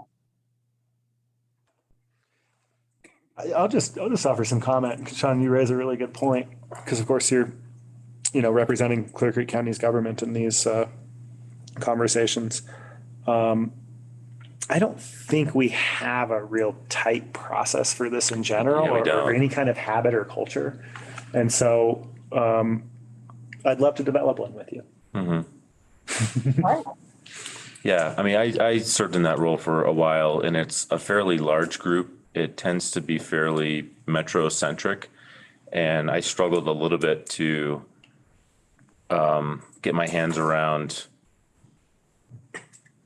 how we could really benefit from what's going on down there. So I would also be happy to meet with you privately. We're actually neighbors. I ride my bicycle by your house in the summertime. I live down in Greystone. So if that's something of interest, I'm sure we could meet at the Bread Lounge or somewhere in Evergreen if you want. Sure. And I know, Sean, you were in the past have been very interested in us doing a boomer bond process that this AAA offers. So just a note for you, Sherry, that's something that at least two commissioners would be interested in seeing happen. Yeah, and Idaho Springs went through that process within the last 10 years, but the county never has. And essentially, as I understand it, it's a service that the AAA offers that essentially allows us to quantify our aging population and come up with some metrics and demographics that would allow us to better understand what our challenges and opportunities are and, potentially go after some other revenue sources. I'm sorry, George, you said what process? It's called Boomer Bond. It's just what Sean studied. It's quantifying our aging population.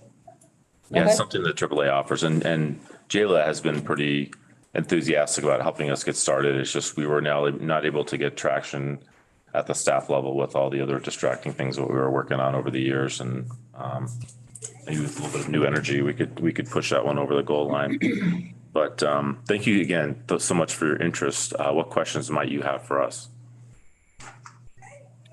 I don't even know what I don't know at this point. Again, I know I am aware of what the process entails, and I have a little bit of knowledge about the duties and the expectations. I would hope to learn from you all and the folks in Clear Creek County what's important. I have my own perspective. But it's certainly not all about me. And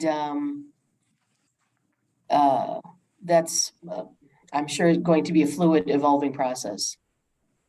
Okay, perfect. So just talking about process, we treat all of the appointments for commissions and roles like this the same. We go through an interview, which we're just concluding right now, and then George and Randy and I will put our heads together sometime over the next month or so, and you will hear from a member of staff, and then we'll take it from there. Okay, great. Okay. Yeah, thanks again for your interest. Appreciate it. Thank you. Well, I'll just wait to hear from you then. I appreciate your time. Awesome. So we again have a little bit of time before the next one. Do we have something we could talk about in executive session that we could use the next 15 minutes? Absolutely. Giving you a minute to find your secret statutory language. I have it. All I right, have it perfect. available, and that's great. And Amy's here, so we can go forward with All it. right. So then I move the Board of County Commissioners moves into executive session to discuss the following matters. Pursuant to CRS 246402-4A, for the county attorney to meet with the Board of County Commissioners for the purpose of receiving direction related to the purchase, acquisition, lease, transfer, or sale of any real, personal, or other property interest in 6 mobile home parks currently for sale in Clear Creek County. Second. We have a motion, a second. All in favor, say aye. Aye. Motion passes. Board will now move into executive session. No written minutes will be kept. No decisions will be made. We will be back on or around 11 o'clock for our next agenda item.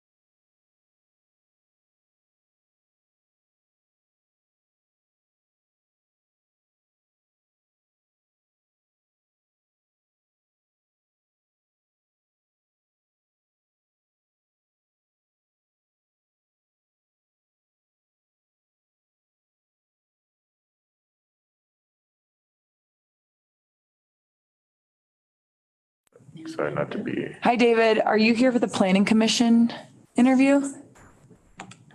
I am, yes. Awesome. Okay, they're in executive session and they'll be out soon. So just hang No tight. problem. Thank you. Appreciate it.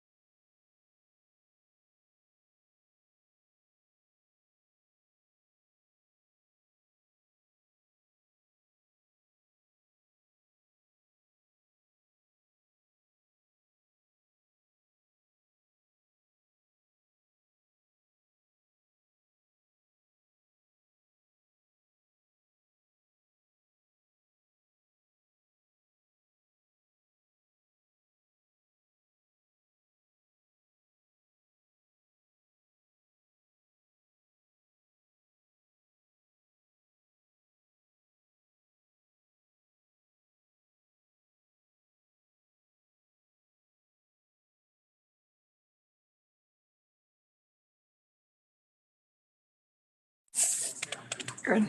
Okay, the board is back from our executive session. No written minutes were kept, no decisions were made. We're running a little bit behind. Our apologies for that. We'll take up our 11 o'clock agenda item, which is an interview for vacancy on the planning commission. Megan is our guest. Joined us. Yeah, David Andrews is here. Hey, everybody, Dave Andrews here. Okay. Yeah, thanks for joining us, Dave. I see that you're a current member. Chat's You're currently disabled. according to applying Brad. for continuance, and if you wouldn't mind, just give us a little bit of a overview of your experience so far. And I know it hasn't been super long. I remember you got appointed, I want to say last year maybe. That's But, right. yeah, just give us a quick update and we'll take it from there. Sure. Yeah, an update would be really easy as far as my experience. It's been incredibly fulfilling. I'm a fairly new resident to Clear Creek County. I moved here Thanksgiving of 2018 and have become more and more involved in the community as I've gone along. Not only do I currently serve as the vice chairman of the Planning Commission, but also as vice president of my local HOA board. And then I've also become one of the commission members for the ROMP Commission, the newly appointed ROMP Commission. So yeah, it's been an unbelievably positive experience thus far. I feel like not only with my mental health background, I actually work for Anthem Blue Cross Blue Shield. I run their National Behavioral Health and Employee Assistance Program, but also just my extensive experience of enjoying the great outdoors, which I get to look at every day from my house up above Idaho Springs. I've become very attached to this area, and I am looking for any opportunity I can to be involved in its growth and helping to manage that growth responsibly and sustainably. I hope maybe that's a decent overview for you, and I'd be happy to take any specific questions. Yeah, thank you so much. And again, thank you for your interest in continuing. I will turn it over to one of my colleagues here, see if they have any questions for you. Sure. Where did you say you live in general terms? Where did you say you lived above Idaho Springs? Oh, sure. Yeah. Up York? I'm up in York Gulch. So I'm about 6-7 miles outside of Idaho Springs to the northwest. Right, So I know where York Gulch is, thanks. I just lot of hadn't folks caught that do. at the first part. Good.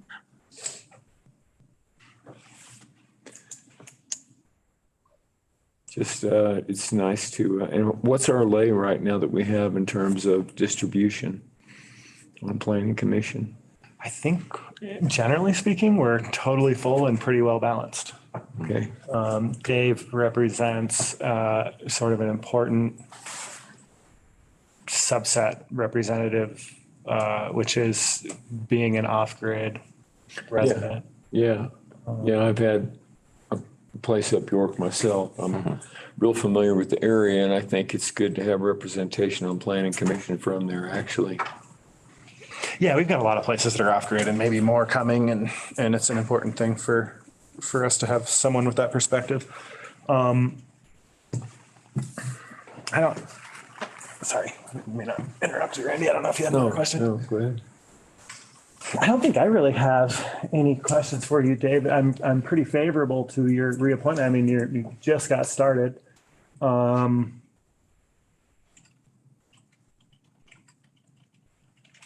me ask you this. I know the Board of County Commissioners kind of drives the Planning Commission's agenda in terms of which policies we want to ask you to review. If we were wise, we'd be asking you which policies you'd like to review in doing that. What do you think is out there in terms of stuff that's in our code that we should be looking at? Do you have anything that comes to mind right away? The first thing that comes to mind right away is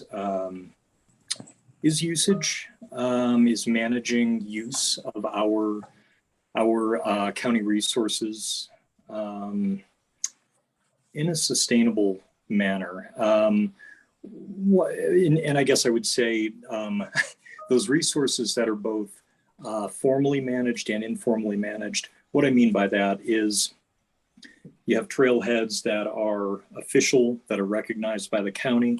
You have trailheads, camping sites, dispersed areas, like up at the top of my neighborhood, about a half mile up the road from me, that are sometimes a little more challenging to manage, a little more challenging to think out how to best use and how to best protect.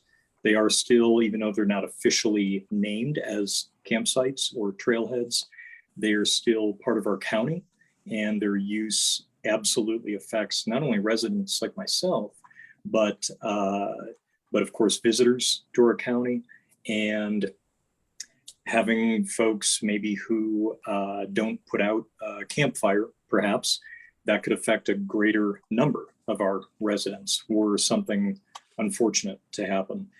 So for me, especially where I live, that's been, I think, the biggest thing on my mind is land use management from a recreational capacity. And I think probably a lot of that is because of this new ROM commission, because I've just had that on my mind a lot. I hope that answers. Yeah, it does. Thank you. And just want to make sure you know that my phone's always on and I always return phone calls. If you have something that comes up, I think tightening up the relationship with your board and other boards in terms of when you're making observations, they're making it into our policy process is something that is a goal of mine. But none of those questions are going to make or break this reappointment, which seems like the fairly obvious decision to make. I only have one question, I think, and I appreciate you kind of digging in, having only lived here since 2018, which, like you said, is fairly recently, getting involved with the ROMP. From your viewpoint, what are we missing? What else do you think the county needs to be kind of like casting our headlights down the road at, besides what we're currently doing? I think probably, well, I'll answer that with a suggestion. One of the things I've been thinking about after attending that first ROM meeting was, how do we reach our visitors? How do we reach those folks who are coming to visit my community of Idaho Springs and the greater Clear Creek County area? And I was thinking about, now I have to preface this with, I am well aware I am an infant when it comes to understanding where money might be allocated, where it might come from to fund anything. That said, I was thinking about the idea of what we might call know-it-all stations, and having maybe a kiosk, maybe we have rotating businesses that host a volunteer from the communities who would be designated experts on Evergreen, on Idaho Springs, on Georgetown, on Silver Plume. And they would be located in a certain spot. They would have all the information at their fingertips as far as lodging, as far as trailheads, as far as state and county regulations on ATV use, side-by-side use, which is a big issue up here. But thinking about how do we better engage? I need to say clearly, I don't think you're missing anything here deliberately. I think that there are areas we can add to make more robust, and maybe to take advantage of those folks who are excited about these communities, exciting about engaging with the general public, and who might be interested in such a position. And again, it might be an interesting way to promote local businesses in these different towns by having these know-it-all stations sort of rotate through different areas of the communities. There So are that just would be a areas, suggestion. Yeah. there are areas of, we have, for example, now, up in St. Mary's, we had a discussion with, I think CPW, the sheriff, the U.S. Forest Service, and we had a number about dealing with crowds that are up there, overcrowding, overuse of all different types in that area, whether it's hiking onto the glacier or illegally parking and heading out in ATVs and stuff like that. And there was talk about there are trailhead ambassador programs working with the Forest Service that they help manage and make sure that people have the right information about, best practices, stewardship, what's allowable and not allowable. Needless to say, getting the residents of an area on the same page with the law themselves too, and with also the distinctions where everyone is treated the same. We've run into a lot of places where people want to have activities that are allowable for residents and not for anyone else. And that's, for a good cause. And that's something that's generally precluded under the 14th Amendment. It's hard there are not very many things that you can do and just allow the residents to do when it comes to a public facility like a road, as an example. If one person can do it, everybody can do it. So there's a lot of things to work out among the people that could help do that. Okay. 100% understand that. Yeah, I know it wouldn't be an easy fix. It wouldn't be an easy placement. And that's certainly something that comes up in my community as well. Neighbors want to use their ATVs on our road. It's a county road. You can't. By law, you can't. So yes, absolutely understood. Thank you for that, though. Thank you for the time to discuss that piece. I have a question for you. This is just sort of relating to a goal that I've had as a land use decision maker, to better understand the fiscal implications of the decisions we make. Do you feel like, and I know you've only seen a couple of cases, do you feel like you're being provided with enough information to really understand the fiscal impact of proposals that come before us? No. I don't blame anyone for that, but that would be my easy answer. Okay. Thank you. I don't either. I think that's something we should work on. Thank you. Any other questions? No. Thanks again for your interest. I think having gone through the process recently, I think you understand how it works. We're going to put our heads together over the next 3-4 weeks and staff will get back to you, but really appreciate your efforts so far. Wonderful. Thank you all so very much for your time. Please reach out if there are additional questions. Awesome. You're so welcome. Thank you. Bye, everybody. You know what? We're going to get started just a little bit early on our 11:30 action session. So we'll start with number 1, continued consideration approval of resolution 22-74, a resolution adopting a budget and appropriating sums of money for Clear Creek County, Colorado for the calendar year beginning on the first day of January 2023 and ending on the last day of December 2023. Before we dive into that, can I just make one unrelated announcement just because there was somebody from Project Support Board of Directors. The Project Support Board of Directors had interviewed Sherry, who applied for the AAA job a little bit ago, and had hoped to make public comment to the county in support of her getting that job, and happened to mention that they were unable to. I explained that we don't take hands up and public comment during specific issue items, but also said that chat was disabled. So I'd just like to enter into the record that Project Support Board of Directors did interview Sherry and is on record supporting her appointment. So I think that covers it. Okay. Here we are. Yeah. Budget continuation. We just got a short presentation to walk through, but we presented you the proposed budget on October 13th. We met again on November 1st, where all the departments, directors presented to you their budgets. We met again in a special meeting on November 22nd to review additional information to follow up on some outstanding items that you had with respect to questions in some of those meetings. We scheduled the public hearing for December 6th, where we continued our budget conversation. You had some additional questions, thoughts for the sheriff's office, so we met again on the 14th, continuing our public hearing to today, the 20th. So we've had several opportunities to review the budget. I'm going to ask Maria to go through her presentation, which kind of gives you an understanding of, based on all the questions that we answered and the direction we got, especially in that last meeting, where we stand and where the budget stands as you're about, hopefully, to consider its adoption today. So I'll turn it over to Maria. Thanks, County Manager. As a reminder for our viewing public and for the commissioners, this is a continuation of the public hearing that began on December 6th. We did publish notice of the public hearing in the Clear Creek Current on November 17th and November 24th. A public notice is required as part of state statutes regarding budget adoption.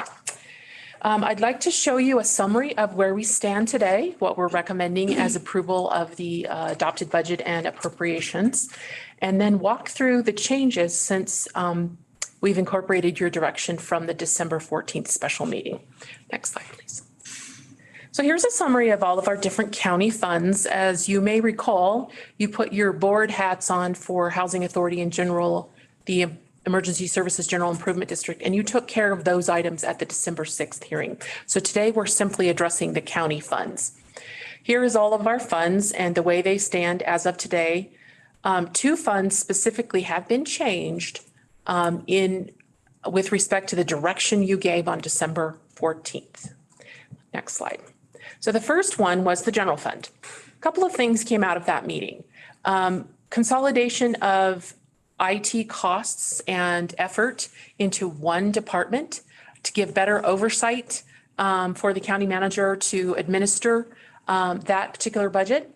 So this involves moving money from the E911 fund, a transfer of $260,000 from the E911 fund into the general fund to cover IT projects and IT specific utilities or payment for internet access. Also, we increased the property tax forecast. The assessor issued an amended assessed value after we had spoken with you on December 6th, and we wanted to make sure that we incorporated that most up-to-date amended assessed value, which caused us to gratefully increase property tax revenue $57,000. And then on the expense side, of course, we talked about moving IT purchases or IT efforts over into one department in the general fund. We are adding budget for a firewall purchase. You may recall from your discussion that you directed the county manager to go ahead and incorporate that into the budget, but do not purchase it yet until you've got some more questions answered and you've given direction on moving forward with that purchase. And then finally, a reduction in the sheriff office budget. The sheriff agreed to a cut of $214,000. The board refrained from identifying specifically what that would be for, but asked the sheriff to, in his administration of the budget, take care of that in the manner that he feels is best for the operation of his budget. The next one that we changed was the emergency telephone fund. We talked about why we did that. We're moving those project specific related items by transfer to the general fund, but you also asked us to reduce the capital expenditures planned for in the emergency telephone fund. And that is for some charges and items that, per discussion with the sheriff's office, they don't have to move forward right this second. There are no agreements in place yet for that $225,000. There's some capital they'd like to take care of, but it doesn't absolutely have to move forward at this time at the direction of the commissioners. That capital now moves into sort of all general capital for the county and will be discussed annually and sort of compete for project worthiness and timeframes of moving forward. Those are the two funds that were changed since last week's meeting. Next slide, please, Megan. And I have no other information. However, I do support and would recommend adoption of this resolution in front of you, and we are available for questions. I don't think I have I don't have a problem with this if I'm understanding it correctly. I just want to make sure I am. I think we had left it that the expenditures, the planned expenditures in the E911 fund would not be budgeted for, but that there wouldn't be a transfer from the E911 fund into the general fund. I think I was proposing that it just go to cover salaries and wages. It looks like the budget that's in front of us today does have a transfer into the general fund, and that's to cover IT expenses related to communications, which is of course legal. You wouldn't propose something that's not legal. Am I understanding correctly that that's what's happening? You are remembering correctly, Commissioner. So you had proposed that we sweep available revenue to cover salaries and benefits in the general fund of communication staff. But your direction was to consolidate, and we aren't doing that, and we aren't recommending that because that's not where the whole board landed last week. But your direction as a united board was to consolidate IT costs in one functional area, one department, so that there's good oversight to sort of get a handle on the whole IT budget. The E911 fund had $260,000 in planned IT projects and internet access charges that they were going to go ahead and move forward with because there's some agreements in place, some things are in motion. It would be hard to stop those things.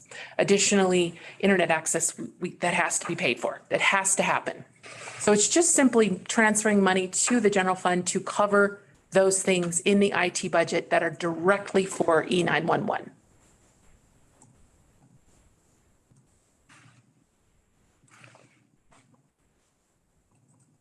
Okay.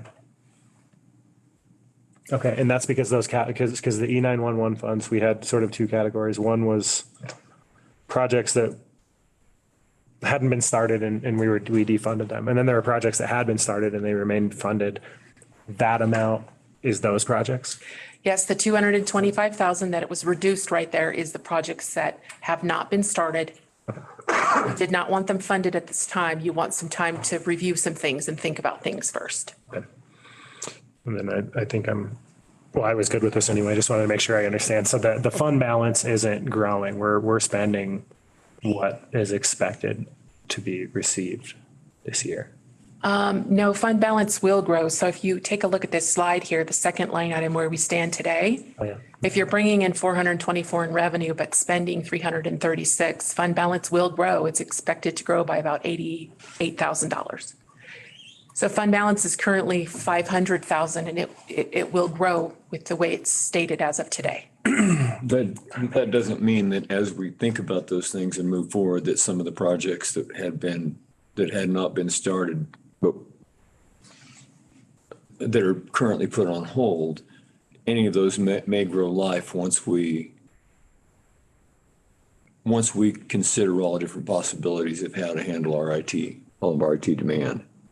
That is absolutely correct, Commissioner. You all could adopt a supplemental appropriation later this coming year where you, in fact, use some of that fund balance or some of that additional revenue to cover some of these projects, or you could make a different determination on salaries and benefits for communication staff as well. Well, and that's the reason I bring it up is that another one of the things that we talked about that day was the 106 or whatever it was for the firewall and the request to look at other options. And there's a really good possibility that an intelligent look at our firewall and other IT demands over the next, if we look at it over a 3 to 5 year time period versus a 1 year time period, if we look at what firewall, getting carbon fiber horseshoes on a horse that's, 29 years old might not be the best thing in the world as an example. So we might be looking, there's some options that I'm expecting to hear recommendations, firewall recommendations. And those could cause us to spend more now in order to spend less later so that the overall amount spent at 5 years out ends up being the best return on investment for the owners while retaining a secure internet environment for us. And so, yeah, we want to do it the cheapest way we can have it be right. And there's different points of time where we might measure that. And so I think that we are enthusiastic about making sure that we're making the best decisions we can on that going forward too. I hesitate to say this, but Fortinet has given us a bid for a 1 year warranty for $23,000 to buy us 1 year. which we probably think is a good idea. I need to talk with staff about it first. So I'll be calling you all individually about that. It's much reduced cost. Yeah, all new news. Yeah. I can appreciate your hesitance. Okay, thank you. I got a little confused about the narrative. I think this isn't a perfect match for what I was expecting, but I don't have a problem with it. Okay, I'll just say that. thank Are you. you expecting the salary? No, Okay. no. I was expecting that more would be left in that fund, but I'm okay with it not being left in that fund.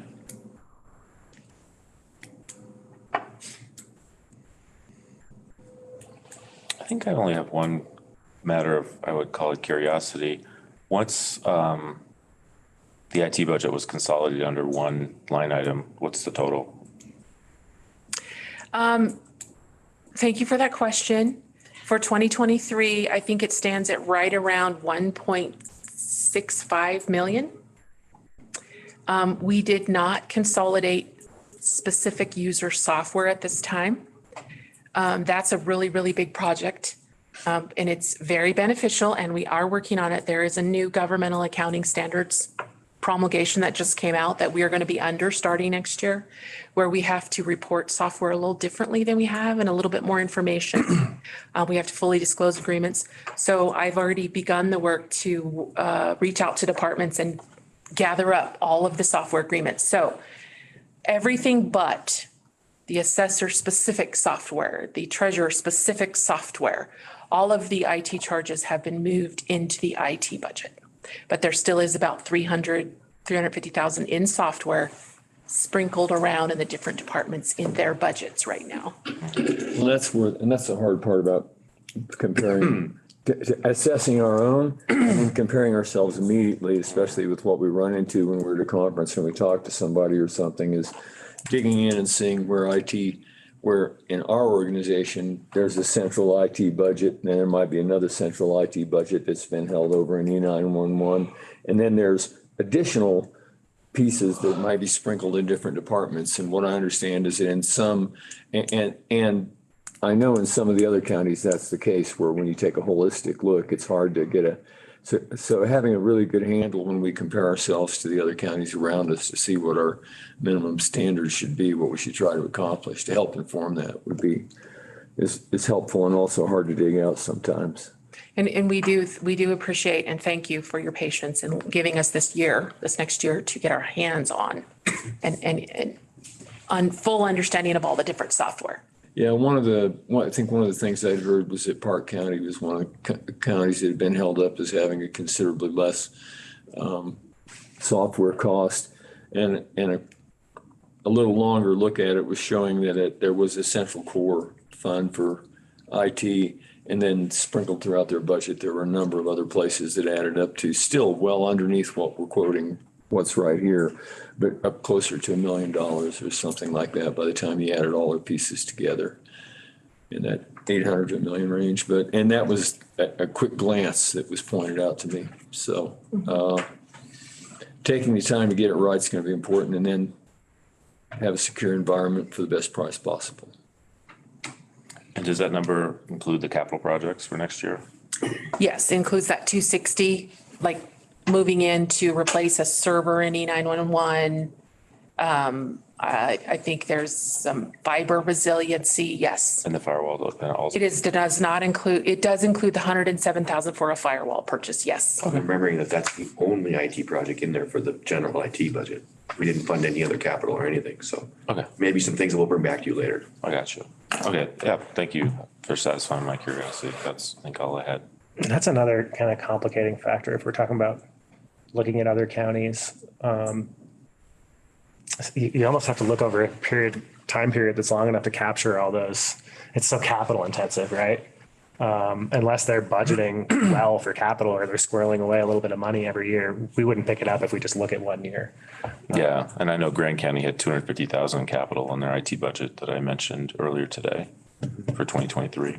And so I just don't know, like building a systematic approach to comparing ourselves to our neighbors is Yeah, you can't. a project. It's a You can't project. just look at the bottom line number. You got to really dig into it to understand if they're comparable or not. I mean, I presume, I think there's value there. It's, you gotta, I don't know how else you measure yourself, but grains of salt. Okay. Any other questions about, resolution 22-74? I have one more comment. Just a friendly reminder that the budget being asked to adopt does not include any kind of a raise for employees. Again, we just didn't feel it was something that we could, as much as I wanted to recommend it, just something we didn't believe we could afford. As we said early on in this process, that we want to take another peek, maybe 6 months in, to determine where our revenues are coming in and whether or not we as a team are able to continue to identify other potential cuts that would allow us to do something for employees later on during the course of the year. We did go through a market study, as you remember, and you funded that to at least half of that. So thank you for that. But that's a market study that gets us to a point in time. And if, right, the more we don't provide raises, the more employees then fall back, right? So, but again, just didn't believe we could afford that, but something hopefully we can come back and revisit maybe 6 months down the road, so. Well, I think that a raise is a raise is a raise. And when we did the market study and we funded part of the market study, you can argue that's not really a raise because what you're doing is bringing it to a certain point in time. The bottom line is it's more than we were paying before because we recognize that we had to pay more than we were paying before. So when you say we're not including a raise in this, what you mean is in addition to the market study that we've already funded. Right, that's what I said, in addition to, yeah, that's exactly what I said. Yeah, and I agree that our human resources are our most important resource. And that's why, one of the main reasons why I have been applying such scrutiny to our non-human resources, which we've been talking about recently, because those areas don't affect people's lives in the same way as what you're discussing. Yeah, to the extent we can identify savings there and apply it elsewhere. Yeah. Okay. And that's true for our elected offices as well. Meaning? We're not funding increases for any of the staff of our other elected offices. No, we're not. Correct, we're not. Yeah. We have not included any money in this particular budget that we've presented to you that would incorporate any kind of raise or increase. What that means technically is that we're not changing the ranges, right? Like those elected officials, as do you, still have the authority to move people within their range. Within the range, correct. Yeah, you, when you adopted the market study, you adopted the existing ranges that we have today. Yeah. Thank you. Yep. No more questions. Gratitude to, just a last comment, if I may. Gratitude to staff and I think this budget process is going to go a lot better next year when the board is included a lot earlier. And I know that's our intention is to kind of talk budget all year next year. But that's kind of my overarching comment is that we had a lot of comments and questions and not a lot of runway to get them answered. And obviously this board is very hands-on in a way that might even be annoying for staff, but let's acknowledge that and adjust the way we do work for it. There is a little budget fatigue happening right now internally, I can tell you that, as you might imagine. There's a little internal budget fatigue over here too. Any more comments or questions from you, Randy? I think I'll entertain a motion. Move we approve resolution 22-74, adopting a budget, appropriating sums of money for Clear Creek County, Colorado for the calendar year beginning on the first day of January 2023 and ending the last day of December 2023. And to approve resolution 22-79 to certify tax levies for Clear Creek County. Are those two different ones? They are two different ones. Okay, I remake that motion without the addition of the second resolution. Right. The only thing I would ask is just to offer public comment. I don't believe there is any, but before there's an actual decision made, I realize that at the beginning of this hearing, when we did it way back when, we had public comment on it, but we've continued it now. Yeah. So I just don't think it would hurt to have that option out there. Okay. Do you want to second that, Randy? I'll second it. And then are you suggesting allowing That would public be comment public prior comment to if there voting? is. Yeah. So if anybody has joined online with the intention of making a public comment related to the budget, now's your chance. Raise your virtual hand and Megan will move you over and we'll hear what you have to say.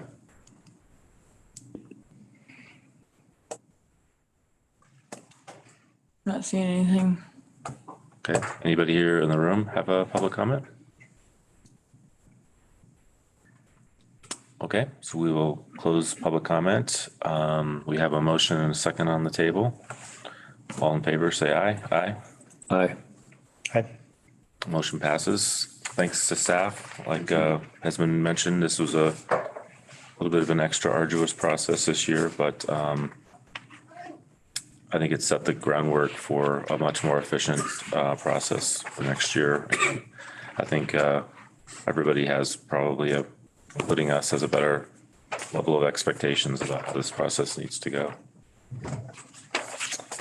So I'll entertain the second motion. Move we approve resolution number 22-79 to certify tax levies for Clear Creek County. We have a motion and a second. All in favor, say aye. Aye. Aye. Motion passes. Thank you. Is there any other business for today other than one more executive session? Just the last executive session. Okay. Then I move the Board of County Commissioners moves into executive session to discuss the following matters. Pursuant to CRS 24-6-4024A for the county attorney to meet with the Board of County Commissioners for the purpose of receiving direction related to the purchase, acquisition, lease, transfer, or sale of any real, personal, or other property in a proposed 5-year water lease to Creamer North America. Second. We have a motion and a second. All in favor, say aye. Aye. Aye. Aye. Motion passes. Board will then move into executive session. No remains will be kept. No decisions will be made. And we will be back after this, but this concludes our business for the day and for the year. I just want to thank everybody for everyone's engagement this year. It's my last year as chair, and I'm looking forward to that seat next year. This particular chair, I like sitting over there. I'm sure there'll be a big debate about it. Yeah, or Rochambeau, like always. Wait, 1 second. So Change the rules. as Sean said, so we will be back just to conclude the regular session after we come out of executive session. Okay.